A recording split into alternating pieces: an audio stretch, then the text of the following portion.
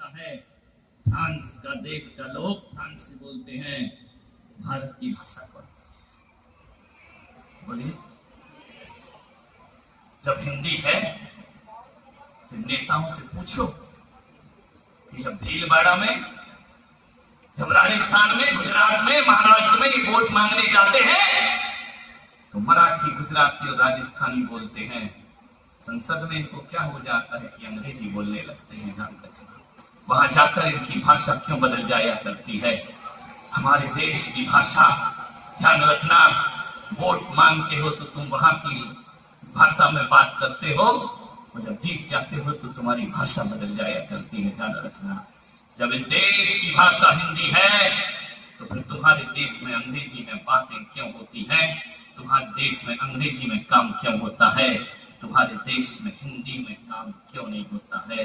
ये प्रश्न मेरा आज के इस भारत से भी है। उस पत्रकार ने पूछा या ना पूछा हो, लेकिन मैं पुलक सागर कहता हूं, ये भाषागत गुलामी क्यों हम जी रहे हैं? 80 साल में भी हम अंग्रेजी जी रहे हैं। एक बात याद रखना, हमारे देश में 18 भाषाएं हैं। ध्यान रखना है, गुजराती है, मराठी है, तमिल है, कन्नड़ है, संस्कृत है, प्राकृत है।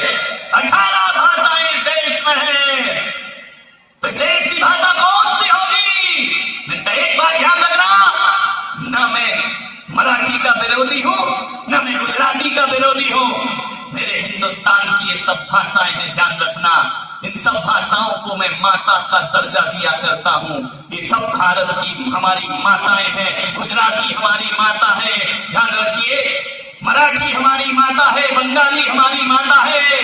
लेकिन एक बात ध्यान रखना, ये सब माताएं हैं, लेकिन माताओं के माथे की कोई बिंदी है तो वह हमारी बिंदी है। ध्यान रखना, बिंदी भारत माता के माथे की बिंदी हुआ करती है। ध्यान रखना, अंग्रेजी व्यापार की भाषा हो सकती है, वैश्विक भाषा हो सकती है अंग्रेजी, हमारी भाषा नहीं हो सकती है। ध्यान रखना, उर्दू सलीके की भाषा हो सकती है, जुबान की भाषा हो सकती है।